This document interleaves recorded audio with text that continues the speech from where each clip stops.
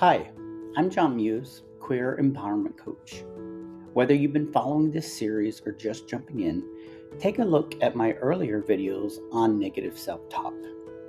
By now, you probably know those inner voices can either hold you back or help you grow. What truly changed everything for me, both as a coach and throughout my years as a child, family, and music therapist, was discovering the profound impact of music, positive thinking, and the brain's own vibrational energy. After 2 decades in this field, I've witnessed firsthand how our minds are naturally tuned to pick up on threats and negativity first. It's simply an old survival instinct at work. So does that mean we're fucked? Not at all. Our brains can change.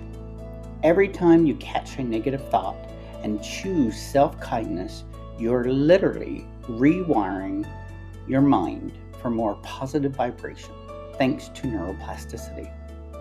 The more you choose compassion, the more it becomes your default or your habit. Your mind starts rooting for you, not against you. So today, I want to help you break free from your self-destructive negative thoughts and start listening to your true, loving, kind, and compassionate self. Catch those old thoughts, question if they're really true, and swap them for words that you would offer a best friend or even a child. Every time you do, you're building a brain that supports you, not tears you down. It takes practice, but you're not alone. You are enough, and your brain can learn to believe that too. Remember, practice makes permanent.